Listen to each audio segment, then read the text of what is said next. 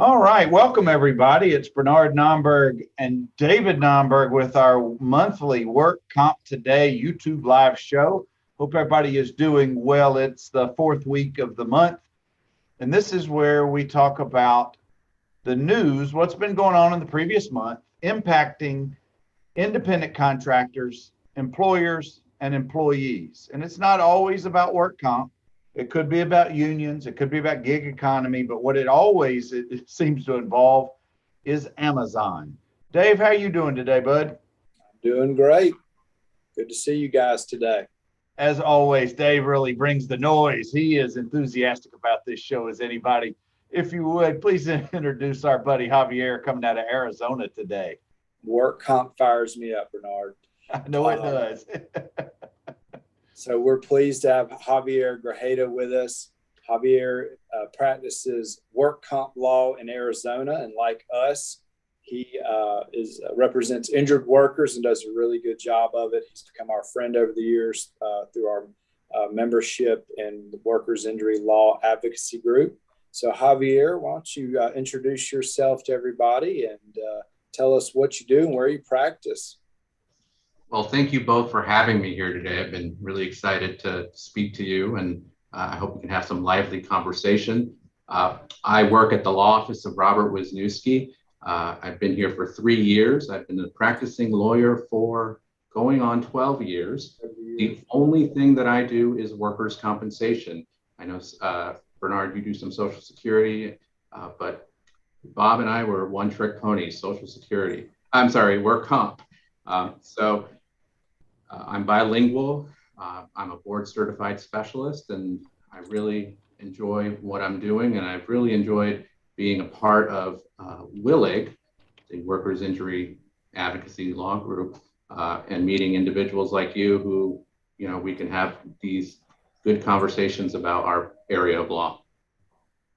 Well, we really appreciate you making some time and joining us. And it really is each month when we do this, it's our way of sharing some time with colleagues from different parts of the country.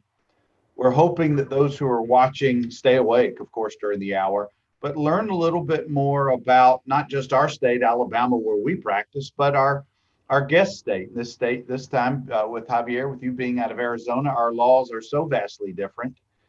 Frankly, this is kind of our soapbox each month where David and I grouse about how crappy our laws are.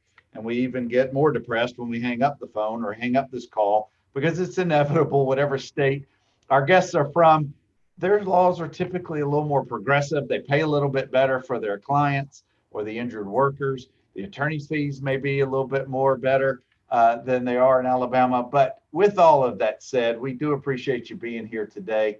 And I think, guys, we can go ahead and jump in to our topics for the day, unless you guys have any other housekeeping matters you want to go over.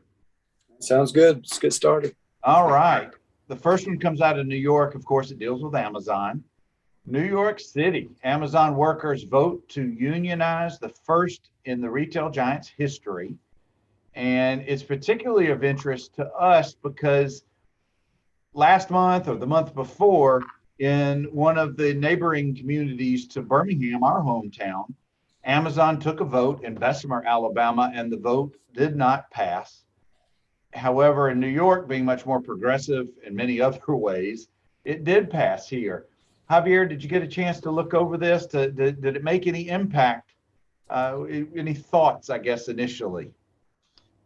I did have a chance to look at the article, and a couple of things that stood out to me, and I did a little research outside of the article, is that one of the reasons that the people at this warehouse in Staten Island wanted to unionize was because of the safety regulations that were not in place during the pandemic. Mm-hmm.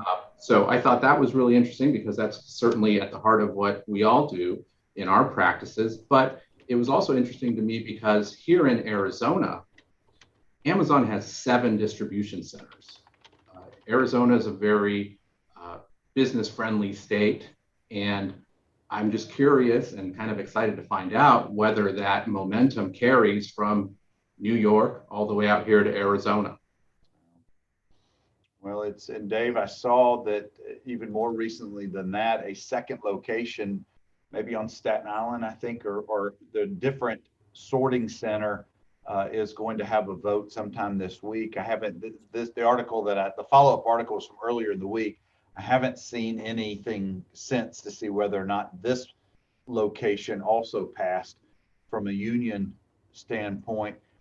Just talking in general, Dave, why would they want to have a union? I think Javier hit on it a little bit, but what's the advantage in theory of being part of the union as opposed to Amazon's claim, hey, we're taking care of you guys. We got great wages. We got 401ks and college incentives. Why do they still want to have a union? I think that they can argue, that they can bargain as a group with Amazon for better wages, for better benefits, for additional sick and leave time when they've been injured at work. I think that as opposed to one person trying to push that through with Amazon, you've got a larger group doing it together. They're part of a union. They can negotiate with Amazon for that. And there's a lot of protections there that the union can provide as opposed to just one or two or a smaller group trying to push better benefits for Amazon workers. And Javier, from your perspective, maybe some of your experience with your practice, does your firm represent a lot of union workers? Unions aren't very strong here in Arizona. The big unions tend to be workers for the supermarkets, electricians, police and firefighters. So we do get a handful of union members, and it's a blessing and a curse a bit, because you have to, sometimes they'll come to us for advice and they have expectations based on something that a union member or a union rep might have told them that may not be 100% correct. So it creates that extra barrier for us. But we're always willing to help anybody that's part of a union, because they get so much support outside of the work comp system, just through their community and whatnot. So those are some of the challenges we face in dealing with union members. Dave, when you've got an injured worker you represent and they tell you they're part of a union, does that help you, or does that create an extra layer of just headache for you, particularly when it comes to if you're looking at a retaliatory discharge claim, when someone's been fired and they believe it's because they maintained a work comp claim?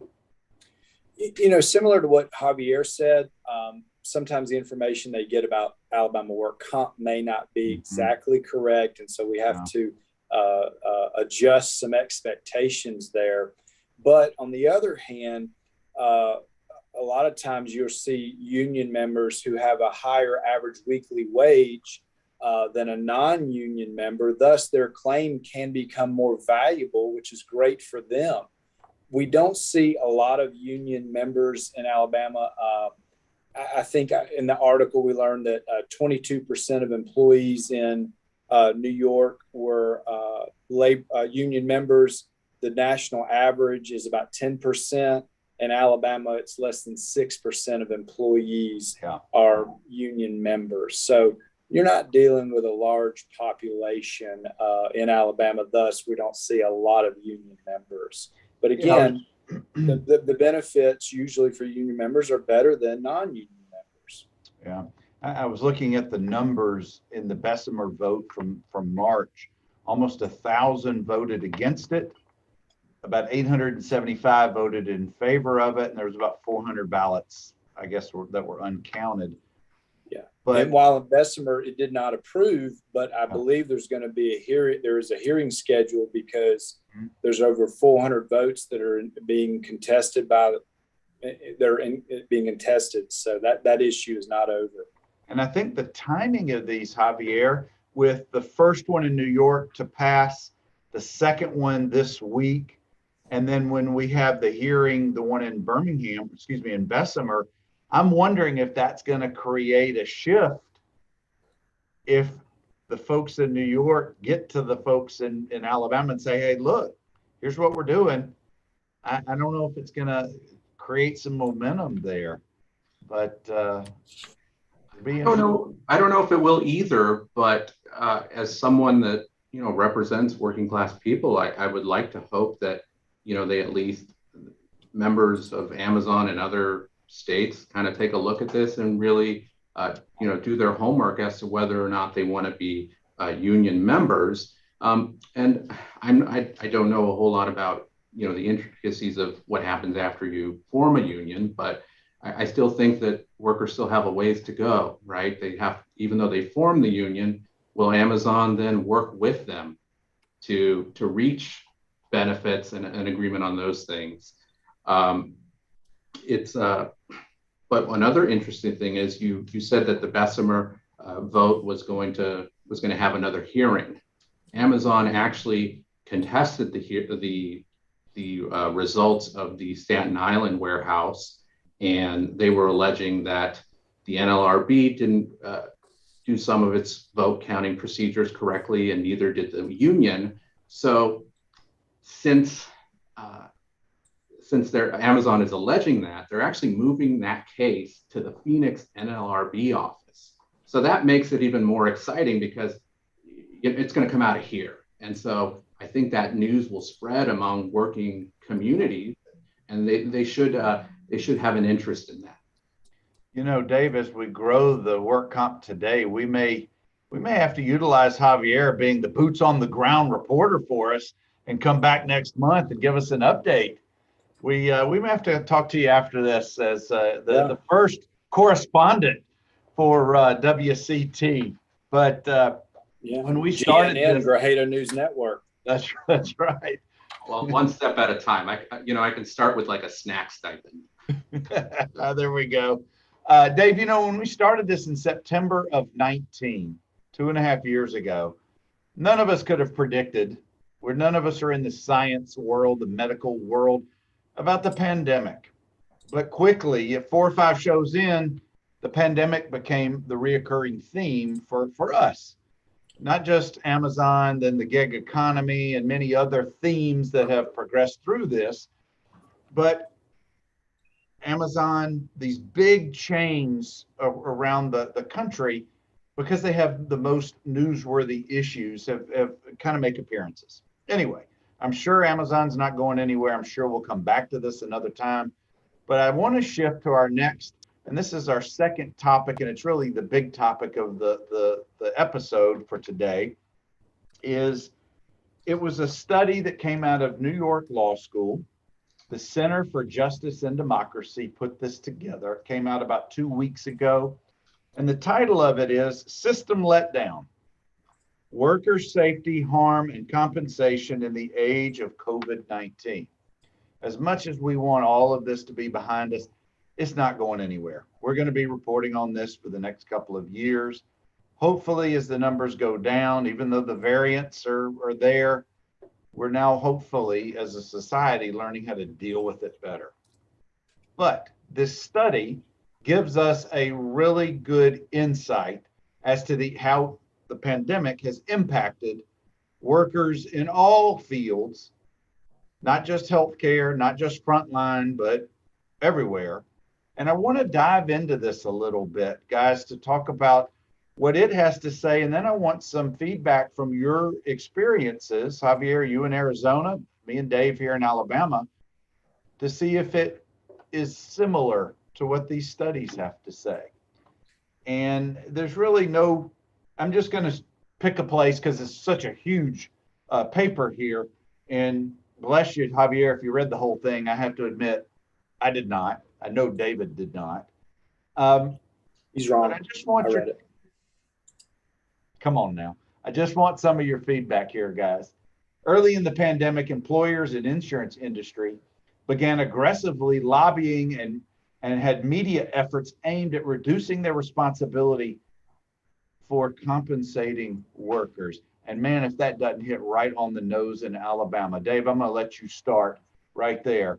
But before you address that specific comment, do we have any protections for our workers under the Alabama Work Compact or amendments that have helped injured workers or workers who've actually died from exposure? Yeah. So, unlike many states, Alabama passed no laws that benefited employees. Employees are still protected under the Alabama Work Compact, and they still have to prove that if they got COVID, that they got it at work. They still have to prove that as an occupational disease. But Alabama did not pass any laws making it a presumption that if a certain type of worker contracted COVID, that they got it at work. In fact, Alabama did pass laws that made it harder to sue businesses for if you say you got COVID at work or at a business.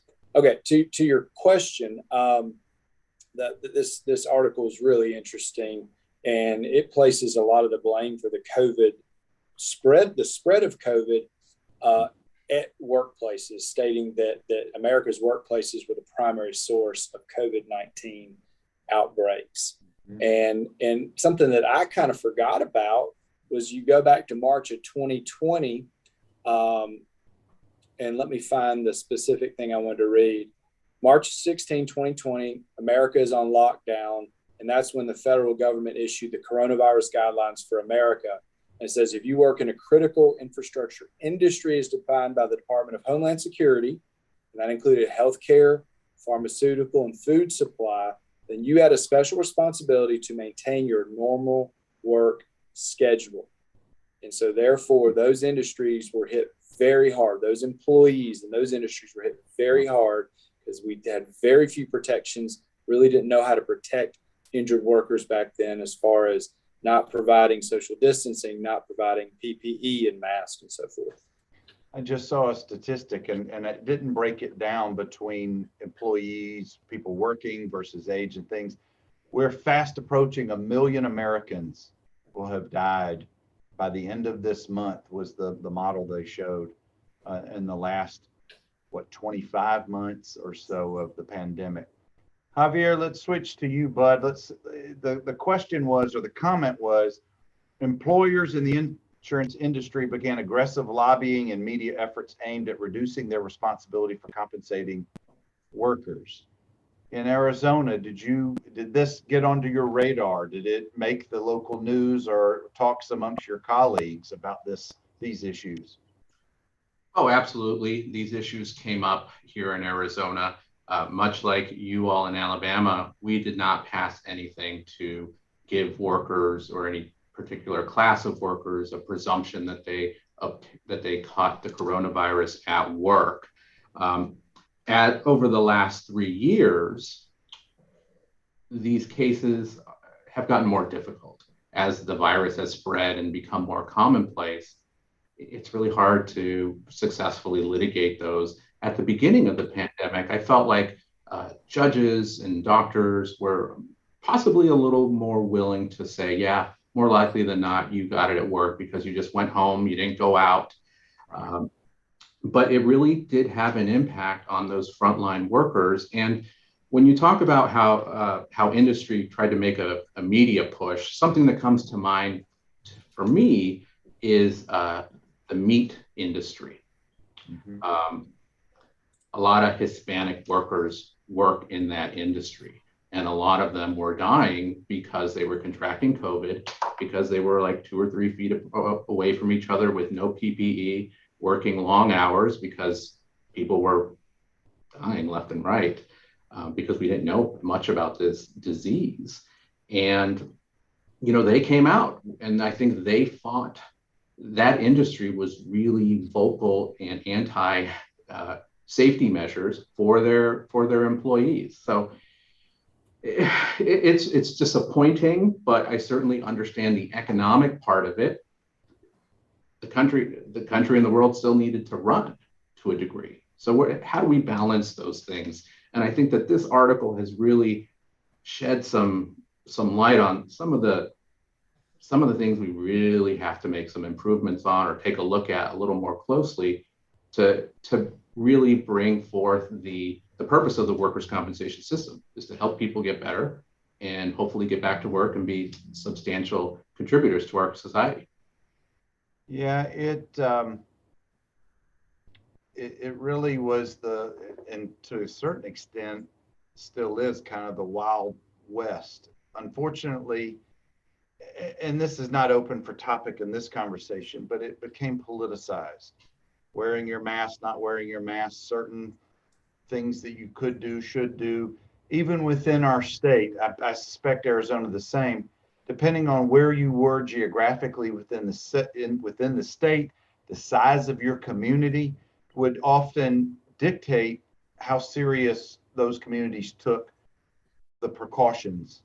Certain parts of our state still don't recognize that there was anything wrong with having COVID-19 or the pandemic. Other parts of our state took it extremely seriously. So I suspect every state could probably say that to a certain extent. Oh, absolutely. And, even within the political subdivisions, we have a Republican governor, and, I thought that he did a pretty good job of navigating the initial, months. And then, it became more politicized, and they were having arguments with local mayors about, masking policies or not masking policies. And then they ultimately passed laws that would prevent, cities and municipalities from passing those laws, passing the vaccine laws. So it's really frustrating, but, I think that, again, there's a lot to take from these last 3 years. And I think that we can hopefully, try to work towards a better system for everyone. Yeah, and for those of you, I want to kind of reset where we are within our show today. For those of you who are watching us live, and we appreciate that, or you may catch us later on in a replay, this is our monthly Work Comp Today, where we talk about issues of the day, of the month, impacting employers, employees, and independent contractors. Our guest this month is Javier Grajeda out of Arizona. We appreciate Javier being with us today. And in a little while, when we finish this article, we're going to talk a little bit about a contrast between how Arizona handles certain parts of the work comp process versus Alabama. Dave, I want to shift to you for a minute and talk about, have you reviewed, I know you have, it's been dozens, of potential cases, whether they're long COVID, where the symptoms remain, or there have been deaths, or other versions in there. What percentage of those cases that you've looked at did you actually have signed up as clients and going forward with claims? Yeah. So very consistent with what the article said about work comp claims and COVID. I've reviewed and talked to a lot of people who've been exposed to COVID at work and wanted to pursue a COVID case. But for the most part, like a large percentage of the population who became infected with COVID-19, their symptoms were permanent. They were sick for a week to 10 days, might have missed a little bit of work, missed some wages, but recovered and returned back to the workplace. And that's a very hard case to win, and a very small recovery could be made for the injured worker. And especially in light of the fact that would have to be litigated in court in Alabama, it could be very expensive, and the recovery is very limited. Again, we don't have the presumption that that person got COVID at work. So we are filing one COVID case next month that we've been reviewing and investigating for about 20 months now. And our client died about a month after she was COVID positive. And that was in May of 2020, before there was a vaccine, before there was proper PPE. And there was very little social distancing at her work. And so she died about a month after getting infected with COVID-19. So we'll be filing a COVID death case for her surviving husband and child. And look forward to addressing that in court and winning benefits for her family. Yeah, these cases, Javier, I suspect it's probably similar in every state. to have any successful workers' compensation claim, you have to prove legal causation and medical causation. Let's assume for these facts, we've got legal causation. Let's just assume. It's the medical causation that seems to be the real hurdle, because how do you prove you contracted COVID-19 from something at work as opposed to any other cause? Your child coming home from school or being in the neighborhood. I could come up with 1,000 reasons. What about y'all's practice? Do you have a COVID-19 protocol about seeing if the cases are worthy of going forward? Are y'all handling a lot of those cases right now? What's going on with you guys? One of the first things that happened amongst the claimants' attorneys was that we have a local group here, and we all kind of put together some intake questionnaires that really narrowed down some of those questions, and they were circulating amongst ourselves. And much like what David said, we would have a lot of people that would get it and they'd be sick for 2 or 3 weeks. And while we wanted to help, it just didn't make financial sense to us. And lawyers are always getting bad raps because we want the bad injuries or the deaths. And those are really the ones that we were focusing on. The long haul COVID people who probably more likely than not were in first frontline employment, firefighters, police officers, nurses. That's really what we wanted to do. But you're right, the medical causation part was hard then, it's even harder now. It's hard then because there was very little known about it. You had to prove that you were essentially a hermit, or you had a really small group of people that you would deal with. And it's just unfortunate because some of the cases that have come before us, we know legally that more likely than not, they got it at work. But the people don't have the money to prove it, to get a doctor. You have some other warts on it. And we just unfortunately have to say, I'm sorry that this happened to your family member, but we can't make the case. Yeah, we've all had way too many of those conversations in the last 2 years. All right, let's keep going forward in this article, because there really are. That's just one comment or one observation from it. We've talked about how some states and even in some dangerous professions, a large majority of those claims have been denied. I would dare say across the board, over 95, maybe 98% of all claims across the country have been denied. David and I have talked in the past, Javier. What are the circumstances? What are the fact pattern that would lead you to having a case that would be approved? Because we have no presumptions under Alabama law for frontline workers, for anybody. I don't know about Arizona, but there's no presumption that just because you're in job A and you get diagnosed, that you're going to be automatically taken care of. I think it's the very, very rare employer who will do something for you. I think you're right. And I want to say something about the Industrial Commission of Arizona. They're the administrative agency that oversees the workers' compensation cases. At the onset of the pandemic, they issued a statement that said these COVID claims need to be looked at closely and not denied summarily. You need to do your investigation. I think that guidance is good guidance. I think that should always happen in any work comp claim. Did it happen? I can't say. But perhaps there are numbers on that somewhere here in Arizona that I'm not privy to. But if we think to what fact sets would make me want to take that on, the individual, whether they have long hauler symptoms and how those symptoms impact their ability to return to work or whether someone passed away. The number of communications and interactions that that person had with other people in their jobs, whether or not they are vaccinated, I think that's a big deal. I've had to interview some people and ask them, well, was your family member vaccinated? They say no. And I said, well, that's okay. But they're like, well, we didn't want to get it, or we had these other underlying issues that wouldn't allow us to get it. But I'm tired of people asking us why we weren't vaccinated. I'm like, well, I'm not trying to pass judgment on you. We need to know. Yeah, it's part of the equation. It's part of the equation.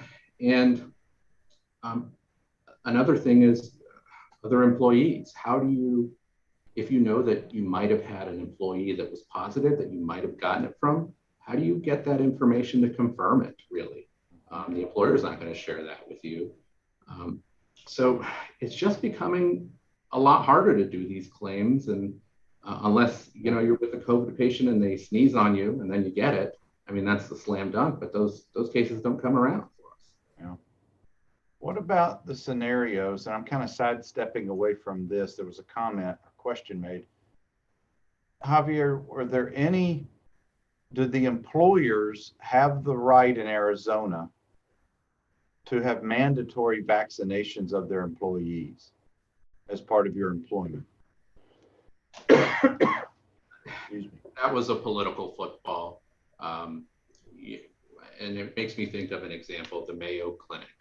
The Mayo Clinic, world-renowned health care provider, they decided that they wanted to have, you needed to have your vaccine to come work. And they faced some backlash and some people left. And if I recall correctly, I think they eventually backed off of it some. So it really depended on the size of the employer, the nature of the employment. But again, as you said earlier, it just became so politicized that we really didn't get to the heart of the issue is, keeping workers safe. Dave, what about in Alabama? Did they have the same requirements? So employers in Alabama were permitted to mandate the vaccine until there was a court case, is that right? It was a court decision not too long ago that kind of, where I guess it provided that the employer could not mandate it. So a lot of, so that it happened about the time when some employers were quick to mandate it, and then some were slower. So I really didn't feel too many phone calls after that asking, can my employer require me to get the vaccine? No. But I definitely early on, there were several hospitals that were mandating it. I remember there's big, in Houston, I think there was a hospital was requiring it. So there's a lot of talk about employees who wouldn't get vaccinated, even though they worked in healthcare. They were nurses, medical professionals. But that seems to have died down some after that, the court decision. We've always told our clients there's a reason why these insurance companies have really, really big buildings. It's because they have really, really big stockpiles of money. During the pandemic, nothing changed to deter those comments.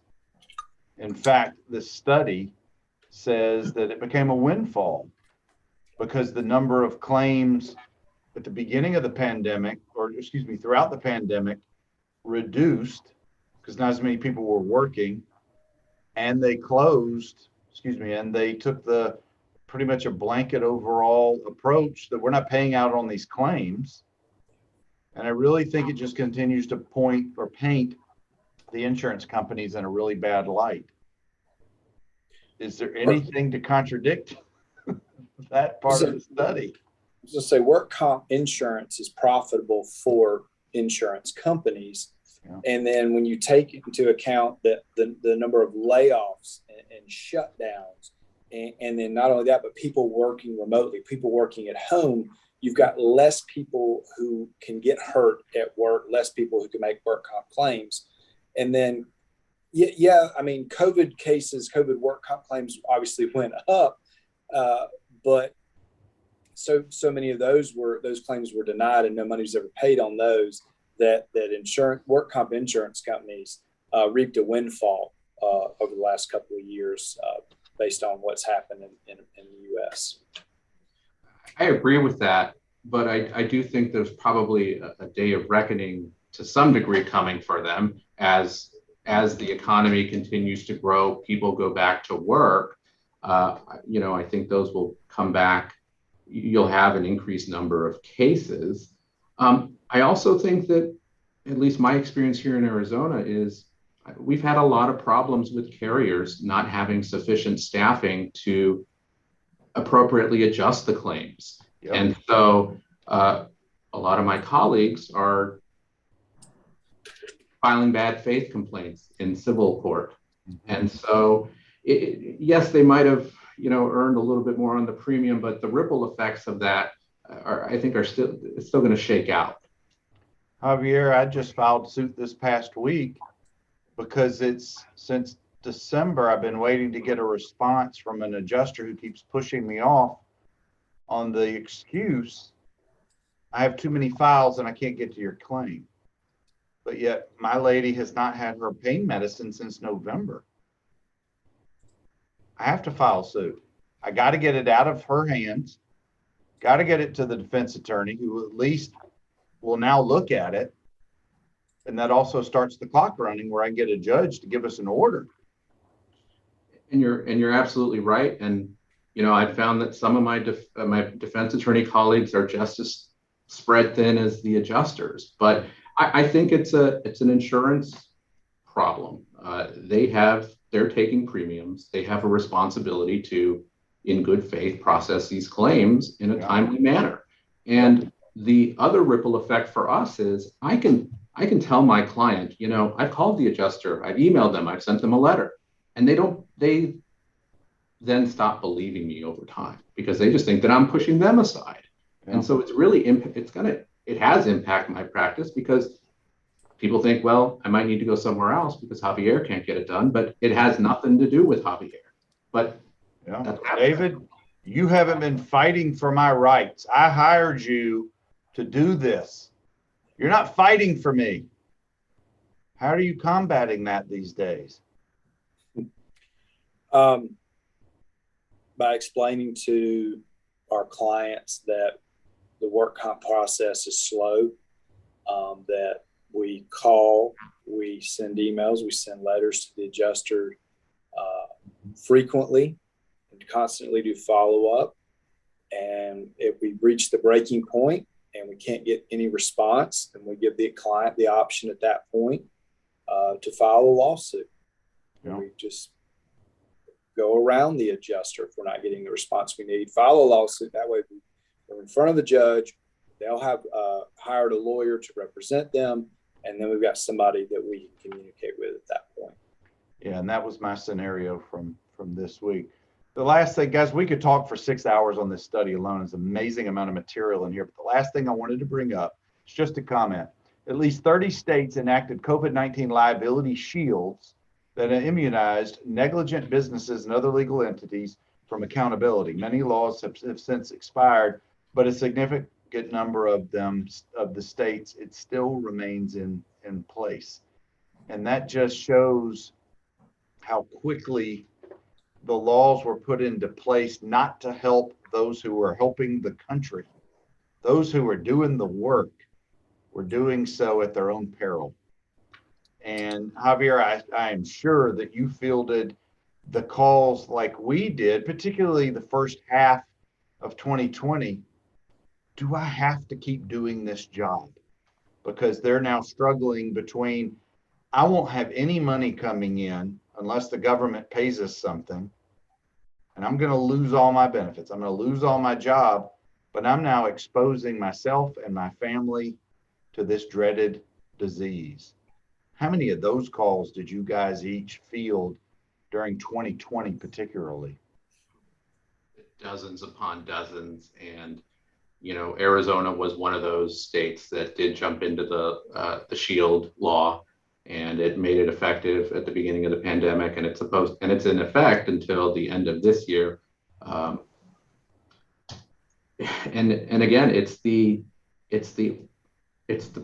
problem that always nags us work comp lawyers is you have these people that are working and they have a choice to make. Do I put myself at further risk of injuring myself because I have an injury or I could get this disease, or do I provide for my family? Which do I do? I think most people are going to try to provide for their family because in many cases, they're the only ones that can. You know, David, an analogous situation is when you have an injured worker who's seen their ATP, the authorized treating physician, they've reached MMI, the doctor gives the return to work status, limitations, etc. The employer says, I can't bring you back into the workplace because you do physical work, and it says you have a limitation of 10 pounds. You go get that lifted, or if you get it raised to 20 pounds, I'll bring you back. So then it forces our client to go back home to discuss this with family, then go see their authorized physician and say, look, doc, here's what I need from you. Sometimes the doctors will do what's asked because maybe it's not too much of a stretch. Other times the doctors say, I'm not putting myself in harm's way when you get hurt again and come back and then blame me. We've all seen that many, many times. Guys, let's put a plug in the study for now. We've been going at that for almost 30 minutes. But I want to spend the last couple of minutes of our show comparing Arizona and Alabama. Dave, I'm going to let you jump off first. We're going to talk about the fight for medical care. That seems, in my practice, one of the biggest issues, if not the big issue. Sure. Why is that, Dave? Why do we see medical care fights in the work comp arena so prevalent? Because that's where the bulk of money is spent on a work comp claim in Alabama. It's close to 70 cents of every premium dollar is spent on the medical side of things. Not the money that goes to the injured worker, but the medical providers, the doctors, the hospitals, the pharmacy. The money is spent on medical and work comp. So that's where the fight is usually. Javier, do you see a similar fight in Arizona? Is there a different? So we typically have to go to court, get a court order to get things done. How do you deal with that in Arizona? Well, in a couple ways, we usually face a few hurdles. We have a fee schedule. So the doctors are paid based on the Arizona fee schedule. So the surgery might be billed at $80,000, but they're only going to get 10. Here in Arizona, we've also adopted the official disability guidelines for treatment. I don't know if y'all have that in Alabama, but it's a rubric of when you have a certain condition, these are the steps that you need to take before you can go on to the next form of treatment. Now, some of the carriers have a utilization review company that will do that, and oftentimes it's denied, and that requires us to go to hearing. And that sparks an independent medical exam, and maybe at that point, the independent medical examiner will agree, but now months have passed and the person has not gotten the treatment they need. That's the big fight, delay. Another fight that we often have is here in Arizona, certain self-insured employers can direct care. So they can send you to whoever they want. One of the problems that I have with it personally is they're supposed to tell you where you can treat. And usually the list that they give you is just Concentra, the health clinics, the occupational clinics. And it's really left to the whim of the particular adjuster. And sometimes you can talk to an adjuster to get to someone who they feel is neutral or, at least reasonable. But other times they don't have to give you an answer. They'll be like, nope, I don't want Dr. A, I want Dr. B. And that's the way it's going to be. If you have an issue, take it to court and prove that this treatment is going to harm the individual's recovery. So that's where I see it potentially going here in Arizona. I always worry about that. I hope it doesn't happen, but it looms. It's a messy argument probably in every state. Javier, most of the time, our injured workers have to go through what we call the gatekeeper doctor. And that's not a specialist. That's somebody who's typically a general practitioner. And they get to evaluate, they get to assess, and they get to determine whether our injured worker needs to see a particular specialist or have a particular diagnostic tool. And the big fight, the big argument is when they say, you don't need any more care, go to work. But our guy says, yeah, I do. I want to see a different doctor. And it's called a panel of 4. But there's the statutory law, Dave, that I know you love so well. When the ATP says you don't need any more care, that's where the fun begins. Why? Because that's when the adjuster can say, or the defense counsel can say, we're not doing anything else in this case. And so that's when we have to head to court.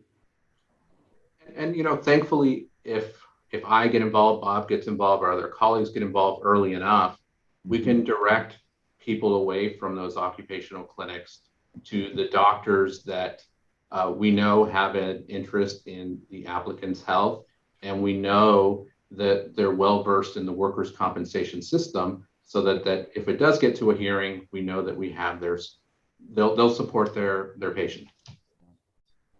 We do have those, but there's so few far and spread out. Dave, let's talk about notice.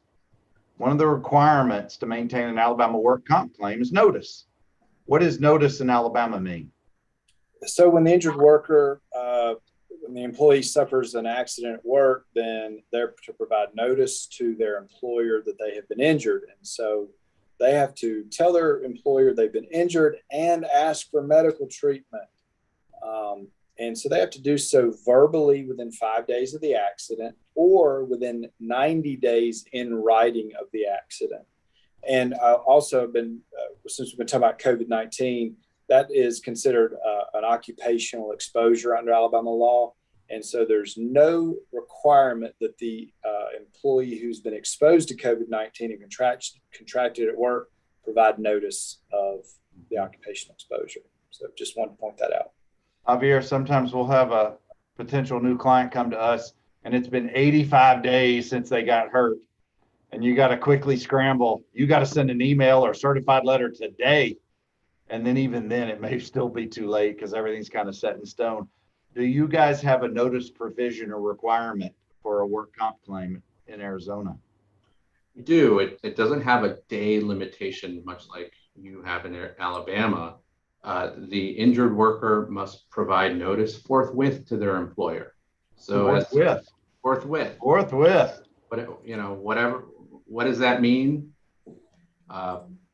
Within a reasonable amount of time, when the individual knew or should have known that they had a work-related injury. Yeah. And I'm sure you face this problem as well.